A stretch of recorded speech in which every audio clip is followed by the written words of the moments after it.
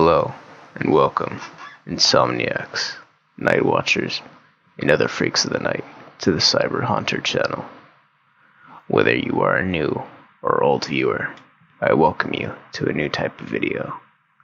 If you end up enjoying the video and would like me to do this more often, then please consider liking and subscribing at the end of the video, as well as commenting feedback. It would be greatly appreciated. Our first story is called Tag, and is submitted by user PrimePriz. When I was a kid, I absolutely loved tag.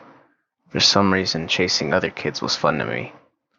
I had this friend that loved tag as much as I do. We played it all day, every day. Even when we get breathless, we don't want to stop.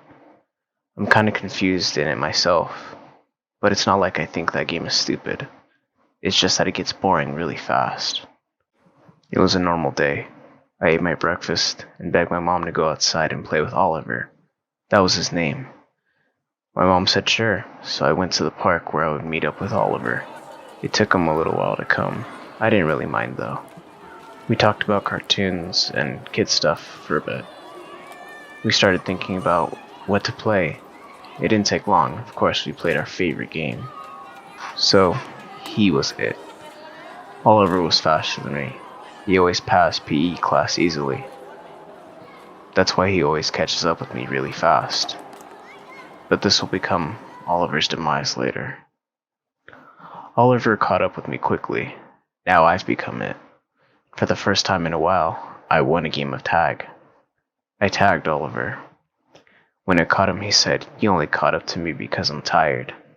I'd laugh a bit and hit his arm as a joke. But I might have hit him too hard. Oliver stumbled back as I tried to grab his hand to catch him until I couldn't move because of what I've just witnessed. I held my hand to nothing but a big puddle of blood and guts everywhere. He had gotten run over by a truck when I hit him in the arm. I couldn't even move my body. I was paralyzed. I couldn't stop myself from sobbing while the smile on my face slowly turned into a face of regret. Or curled up into a ball while adults came to ask me what happened, "Are you okay?" and etc. I think about that incident now and then. I go through my daily routine and don't really do friends anymore. One night I was awoken by a loud crash on my kitchen.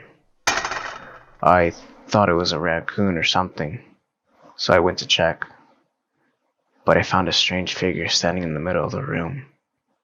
Naturally, I freaked out and grabbed my baseball bat.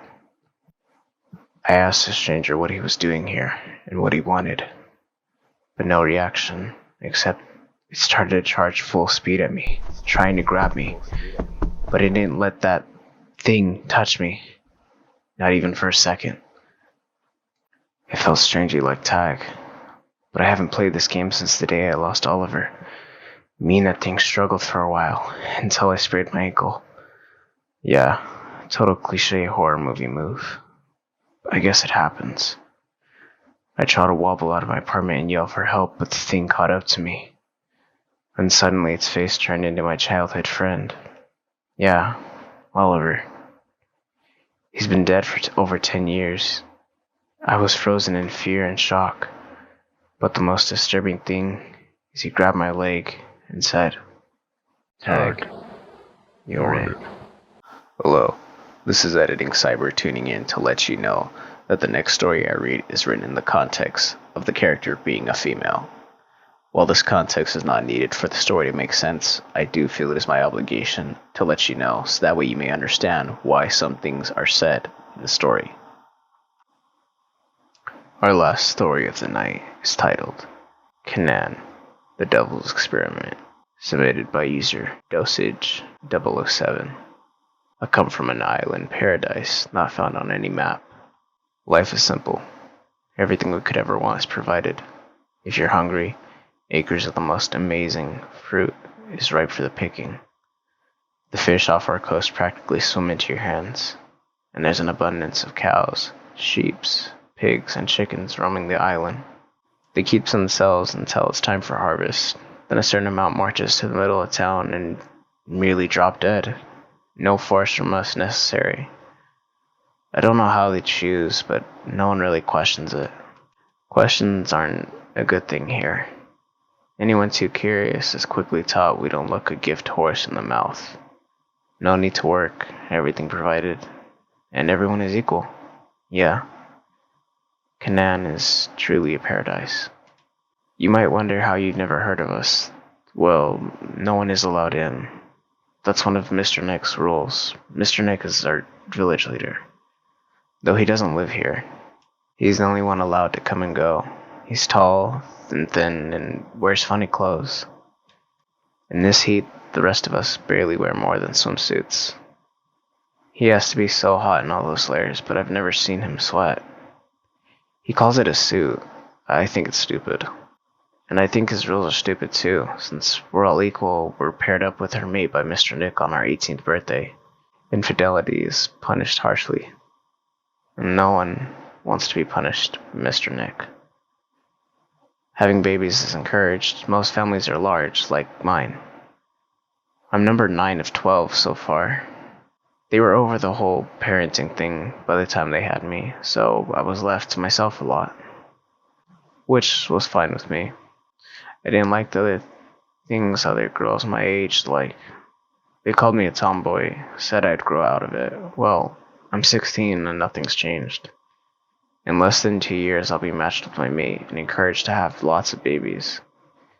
It makes me sick to my stomach, but there's nothing I can do. I can't even run away. See, our island is unnecessary a nobody in, nobody out situation. No one can come in, but we're free to leave after any time we turn 18. If we can beat Mr. Nick. Mr. Nick is a talented man, and if you want to leave Canaan, you have to beat him in a challenge of your choosing. If you win, you're free to leave, but you can never return. I've never seen a challenge. The last one was when I was a baby. No one talks about them, not even in whispers. Because of Mr. Nick's wins, bad things happen. I remember the first time I saw the skeletons, picked clean and rotting. I didn't even know what they were at first. Death isn't something familiar to us here. Except for the animals and the challengers. Death can't touch us. There's a rumor that the fruit that grows here so abundantly is the reason. Yet the island is never overcrowded. It seems to have grown with us. There's always enough space for everyone. My best friend Raphael showed them to me when I was 13, and I started questioning my place here. I remember him diving into the surf that day. The weather was so beautiful, as it always was. The water was crystal blue. All manner of fish swam up to us without fear. That day we went out further than before. I can still see his mocking smile as he splashed me and dove under. Raphael was older than me, 25, but he acted more my age. He had a beautiful mate and 2 children, but he never seemed satisfied. He was so handsome and good at sports, but he asked questions, and that made people fear him. Maybe that's why we were close. Neither of us fit in. A little pile of bones at the bottom of the sea. He was young and didn't understand what they were. The elders chastised him for asking questions, but he found out soon enough where they came from. The last challenge was when I was a baby, but Raphael was 11 and he remembers it clearly. It was a mated couple. They didn't have any children. The elders tried to offer advice, but they just didn't want children. They were shunned by others as selfish, about the worst thing you can be accused of here. After a few days, the big bronze bell fell in the center of the town rang. That's another rule. Bells are our only way of contacting Mr. Nick. It is only to be used for emergencies, but since everything is provided, there's never been a reason to use it, except for challenges. Raphael said by the last tone of the bell, Mr. Nick appeared in the square, almost like magic. The entire community was gathered to watch. A few begged them to change their mind. A couple challenged Mr. Nick to a race, a foot race around the island perimeter. It would take maybe 45 minutes leisurely, but they would be running for their lives. They knew the terrain. They had each other to pace, and only one of them needed to finish first. It seemed like a smart bet. The runners gathered. Mr. Nick, still in his suit, took his place next to them. He gave them one last chance to reconsider. They refused. The couple pulled ahead quickly, probably from all the adrenaline. Mr. Nook took a light but brisk pace behind them. There was no cheering, no noise at all from the crowd. A few bystanders stationed themselves along the way to give updates. The couple had slowed, but they were still a good distance in front of Mr. Nick. Until the end. I'm not sure if any of this is true. Raphael is a jerk sometimes. He likes to scare me. But even he lowers his voice for this part.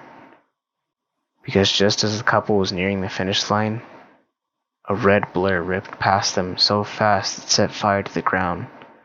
And then, as if it was a blink of an eye, Mr. Nick was standing at the finish line. The couple tried to run back the way they came. With a snap of his fingers, Mr. Nick had them in the air. He strung them up, naked and spread open in the middle of town. Another snap, their necks open, and blood poured out from their bodies. Raphael said they tried to scream, but only came out as gurgles of blood. I think he was trying to scare me again, except for the terrified look on his face when he told me. Their bodies were left in the open to be eaten by animals. They hung there, a warning to the rest of us of what would happen if we tried to leave. But who would want to leave paradise? 1 week later, the others were allowed to remove the bodies. No one really knows what they do with the bones, and no one asks, except for Raphael. He found them, rotting at the bottom of the ocean, and now he knew. He was never the same after that. I woke, ate some fruit, helped my mother with the babies, and went off on my own. I found Raphael on the athletics field, warming up. There was something different about him. He was intense, focused. He didn't want to be bothered. I watched him throw javelins, his muscles rippling in the warm sun, the wooden spears soaring through the air. This was one of his best events. Every festival we have athletic games. Raphael is the most decorated athlete on the island. He carefully balanced his next throw. With concentration and precision, he hurled it through the air. It flew as if it had wings. I watched the javelin's point sink into the earth. I heard the spotter call out in disbelief. 324 feet, a new record for the island, and a personal best for him. Sure to never be beaten, I ran to congratulate him. He looked at me for the first time that day.